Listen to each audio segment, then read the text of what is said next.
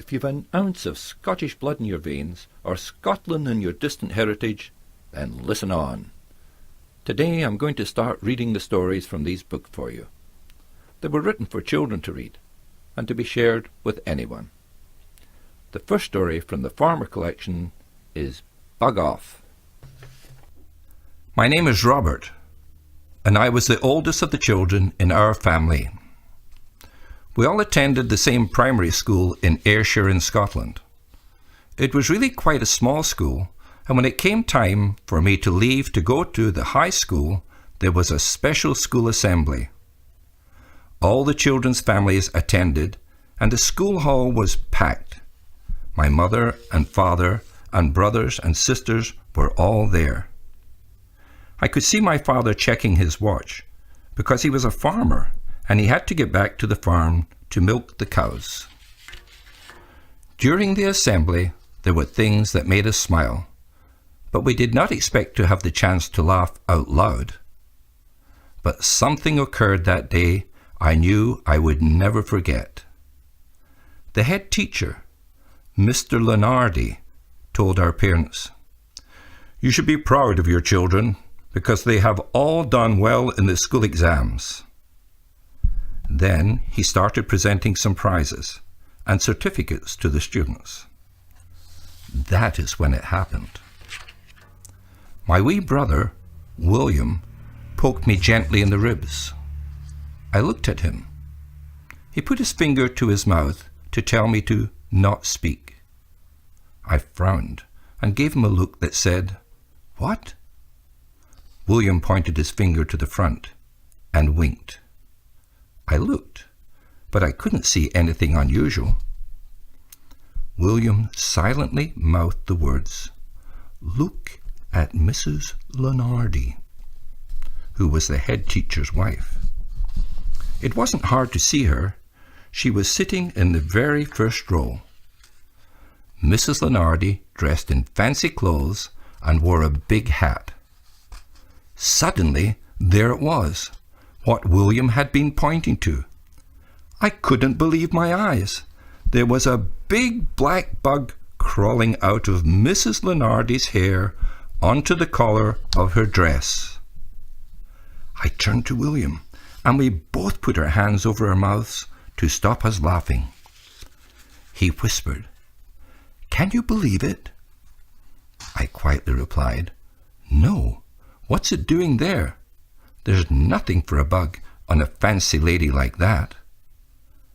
I slumped down in the seat, so I was alongside my wee brother, and again he whispered, "It's an ugly, creeping-looking bug, the kind everybody hates. I don't know how it would get there." I said, "It shouldn't be on her. A bug like that should be on one of the cattle in our barn. If it was there, it would have lots of company with the other bugs. It wouldn't have to worry about getting washed or scratched there." We both stared at the bug. It crawled about and started to climb up through Mrs. Lenardi's hair onto her hat. Then it disappeared. It felt like a long time as we watched, but there was no sign of the bug. Then there it was again.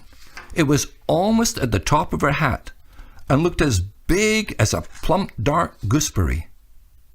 I whispered to William, "I wish I had a can of pest spray. I would give that bug such a blast it would drop dead." He said, "It's the kind of bug I've seen in some old lady's garden or where some boys are digging. How could the same kind of bug be on Mrs. Lenardi?" We weren't the only ones who'd noticed the bug. Several people in the audience were now nudging one another and pointing to Mrs. Lenardi's hat. She must have heard them whispering, because she turned her head quickly. The big, fat, black bug fell off her hat and onto a lady sitting next to her. The lady screamed when she saw the bug. Then she jumped up and brushed it off her sweater, and it landed back in Mrs. Lenardi's lap. Now it was Mrs. Lenardi's turn to jump up and scream. Both ladies were screaming and brushing their clothes frantically. They stamped their feet up and down, and then they ran screaming out of the school. Mr. Lenardi was speechless, but everybody else, including my brother and I, were falling off our seats laughing so hard.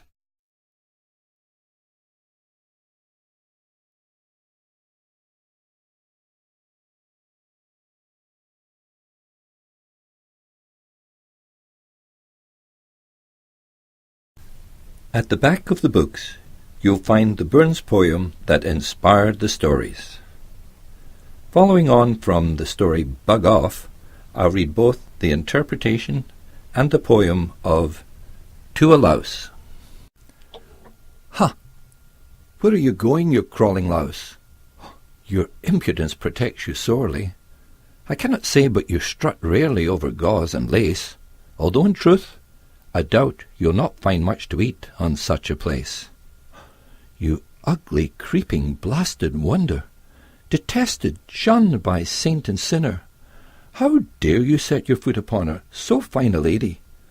Go somewhere else and find your dinner, on some poor person. Off in some beggar's grubby squat, there you may creep, jump and sprawl and scrabble, with other bugs, jumping on cattle in shoals and nations, where horn nor bone ever scratched your thick plantations. Now hold you there, you're out of sight, below the fancy curls snug and tight. No, look at you, you'll not be content until you've got on it, the very topmost towering height o' Mrs. Bonnet.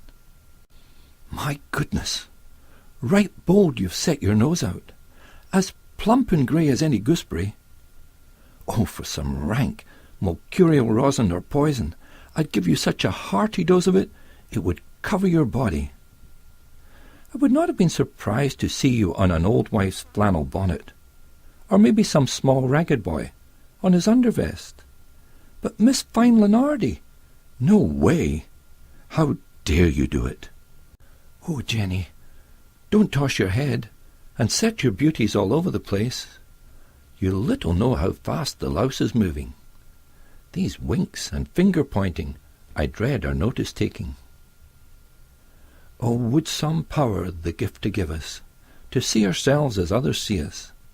It would stop us from making mistakes and foolish ideas, like thinking we have to dress fancy and walk tall to look good, and even going to church.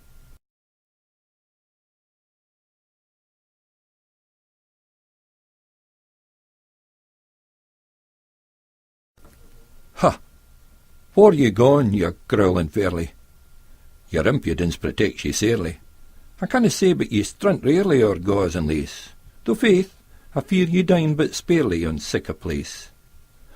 Ye ugly, creeping, blasted winner, detested, shunned by saint and sinner, how dare ye set your foot upon her, sae fine a lady? Gae somewhere else and seek your dinner, on some poor body. Swith! In some beggar's huff at squattle, there ye may creep, jump and sprawl and sprattle, with other kindred, jumping cattle in shoals and nations, where horn nor bane ne'er dare unsettle your thick plantations. Now haud ye there, you're out of sight, below the frattles snug and tight. Na, faith ye yet, you'll no be right till you get on it, the very topmost towering height o' Mrs. Bonnet. My sooth, right bald you set your nose out, as plump and grey as ony grosset. Oh, for some rank, mercurial rosset, or fell, red smedden, I'd gie ye sic a hearty dose it, would dress your droddum. I wouldn't have been surprised to spy you in an old wife's flainin' toy, or abling some but duddy boy on his wily coat.